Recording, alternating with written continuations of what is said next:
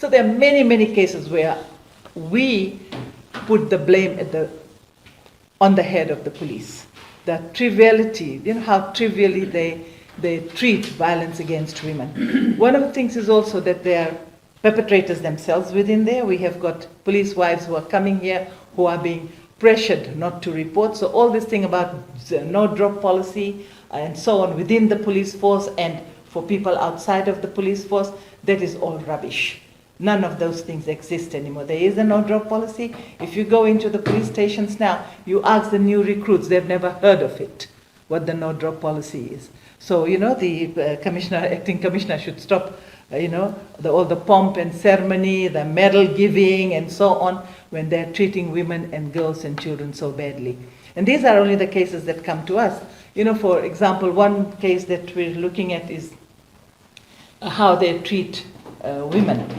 A woman goes to report, the husband is there, and he yells out, "Tau, o kango melei lo mokubinak na long," and things like that. That she needs to be treated, do whatever, beat her up properly in the bed or something like that. Do that. So those kind of comments in front of the survivor, in front of the perpetrator, telling the perpetrator to do that, and things like that. So we have many, many cases.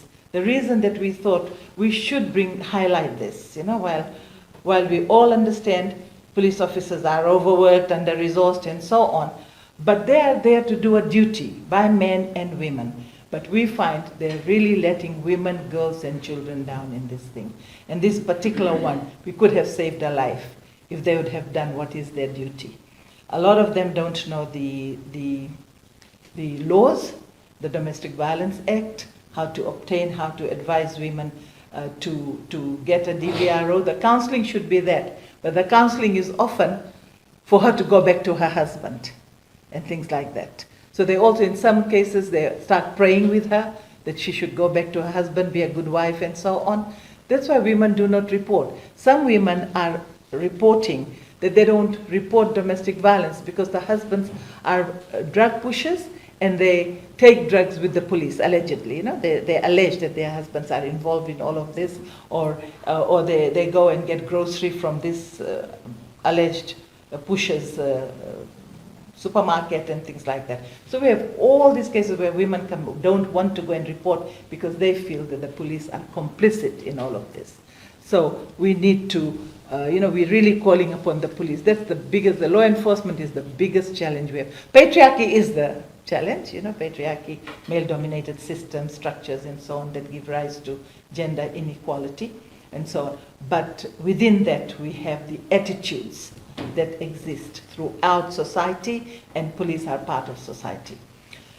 We are recommending that the police get proper training. They don't get any more training that used to be at the academy before, and we used to do it. We used to work with police very closely to develop curriculum in these areas, and we used to go and teach.